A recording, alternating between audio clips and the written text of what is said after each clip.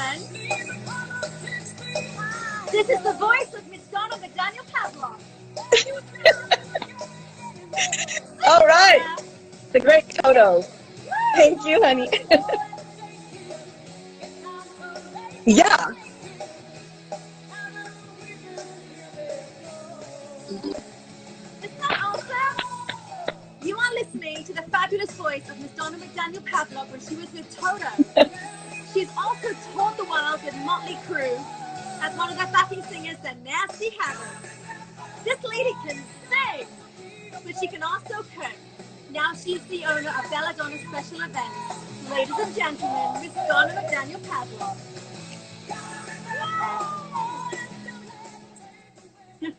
Donna, are you there, my love?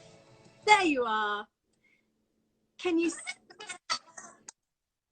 you hear all of that? I can see you perfectly. Okay, good. I did, and thank you. You're welcome. First, I want to thank you for having me on the show. You're amazing, Charlie.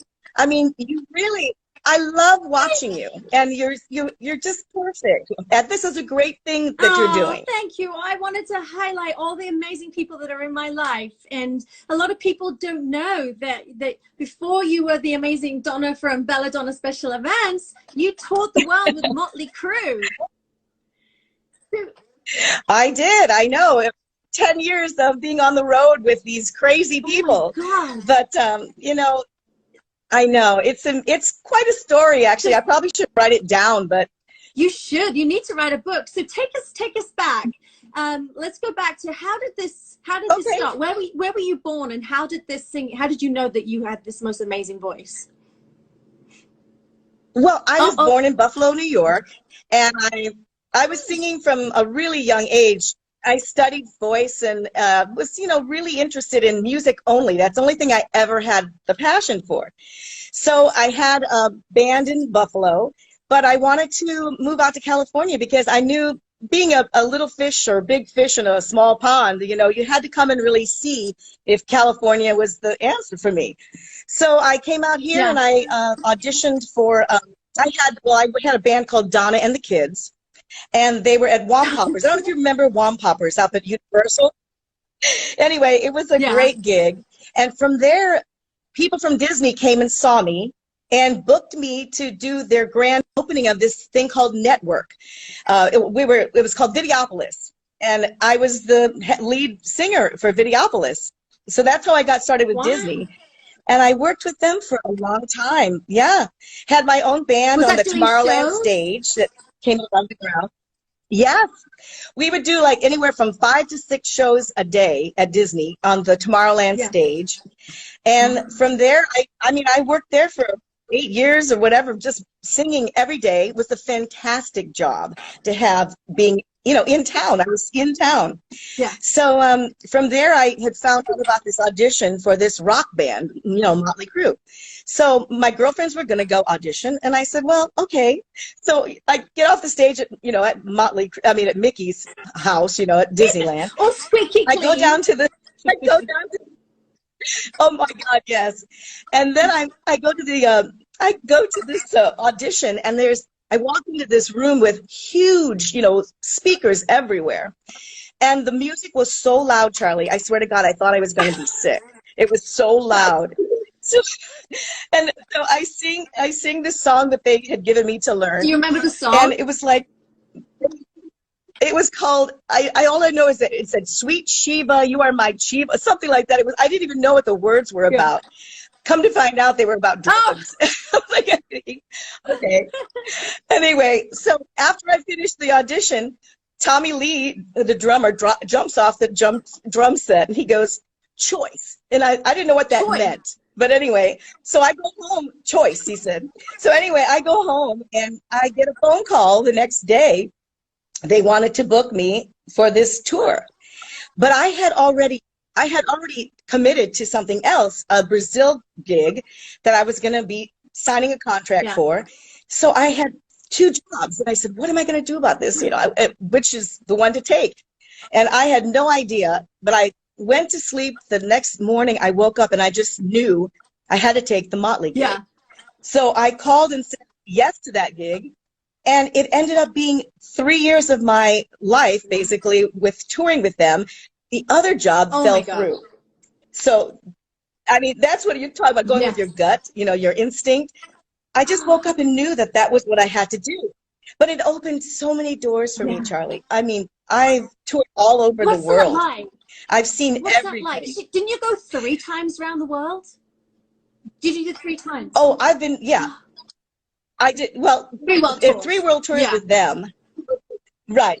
But we started in Moscow. So that was my first gig with them, was in Moscow. And it was the Moscow Peace Festival. I don't know if you remember anything about that, but it was huge. It was really a big deal. That was my first job with them. And it was like in Leningrad Stadium, like 90,000 people. It was so amazing. And I just knew that that's, you know, I want to do that. It really was great. But no, I traveled everywhere. And with Motley, we did, you know, I did their albums. I actually wrote a song with Nikki Sixx. It's called Time for Change. Yes. So you sold 6 million copies, Time for Change. Yeah, it was really amazing. It was one of those gifts from God, you know, it just opened this huge door for me. And I didn't consider myself a writer, and I still don't, but this particular thing, it all came together. He had the chords, and he said, I can't find a melody for this. So I just started singing to the chord changes, came up with the melody, and he literally was on a little video, the little audio tape. I mean, he could have said that I didn't help him. He could have said, no, that's, you know, I just did it all myself. But he didn't. Yes. And I'm on my name's on the record and everything else. I mean, it was really quite amazing. That's really nice. If Nancy Kay, the florist, is listening, I don't think she's on today, but she did Nikki Sixx's wedding, so I know that she would be like, well, that's a really nice thing of him to do. It really was. I mean, he didn't have to do that. Yeah. Miss Glorious White is asking. But anyway, did you have lessons, or were you self-taught, Donna? Say that again, Charlie. Did you have lessons, or are you self-taught? Oh no, I definitely had lessons. Yeah, I studied in New York, and I studied in Canada too when I was in Buffalo. I studied as a really young girl. Wow. So I've always had training.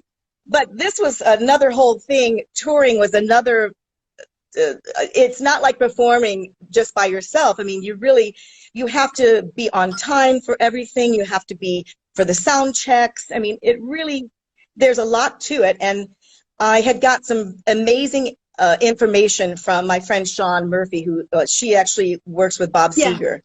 And she told me, if you're going to be on the road, what you have to do is you have to keep your mouth shut. You don't say anything in terms of, you know, just go with the flow.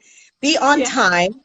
Be on time, and don't sleep with the boss. That's what she told me. My uncle had a saying. He said, keep your hand on your hate knee and your big mouth. Oh, lost you there.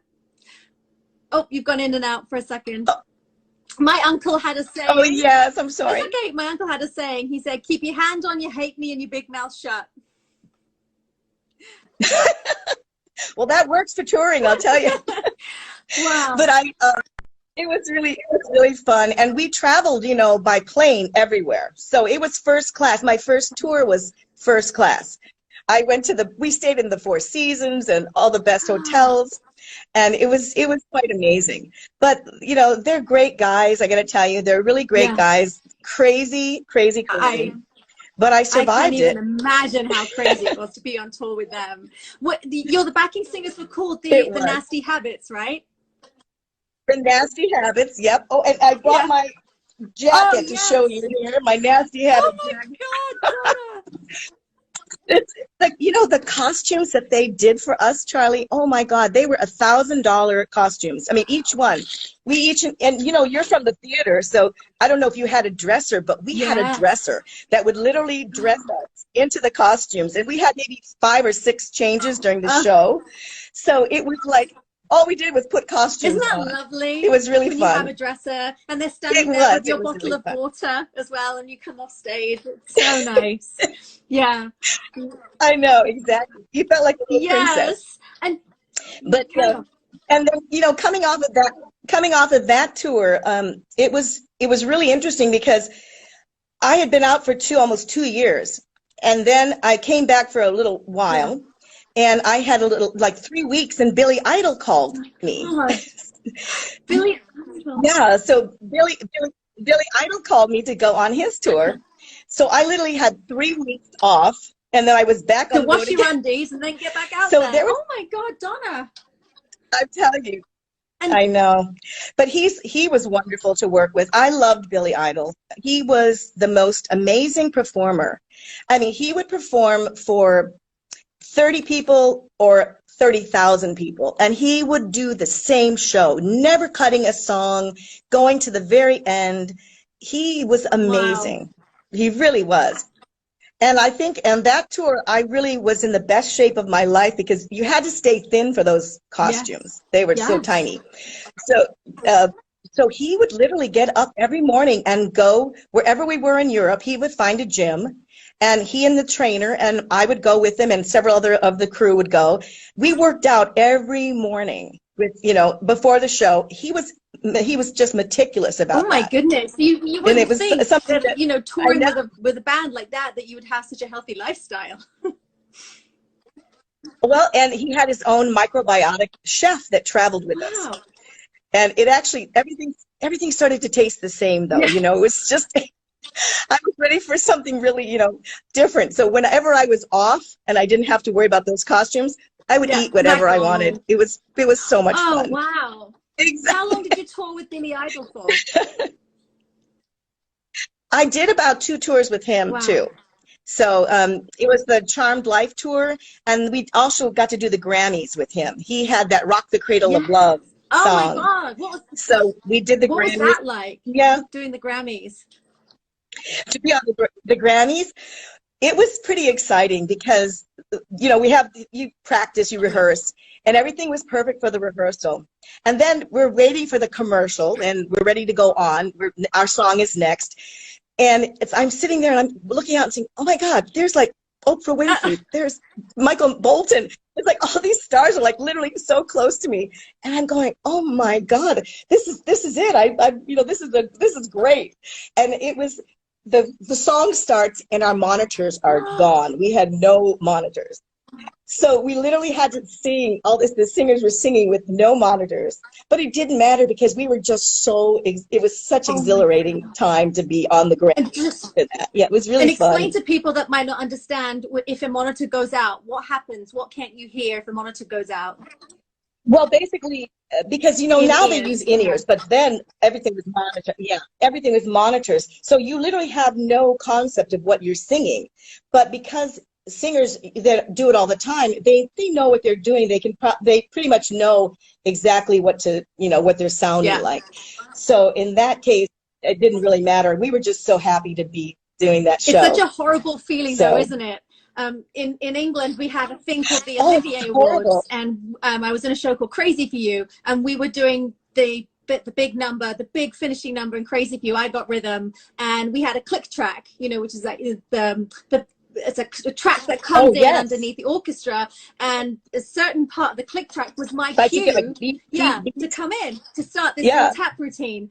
Well, the click track didn't come in, and so the two of us had to start the number, and your heart goes in your mouth, and you just think, oh my God, live TV, and we just fudged it, and then we picked up, but for 4 seconds you feel like the life drain out of you.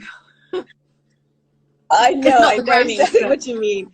And something interesting, because you've been on a lot of, you've done Broadway, you've done amazing things. When you have that little family unit with your crew and your cast, it's like when that leaves, it's like there is a little bit of depression after you get off of a tour or after you get off of a show. Yeah. It's like, because you're like so close with those people. Yeah, it is. Yes. Oh my God.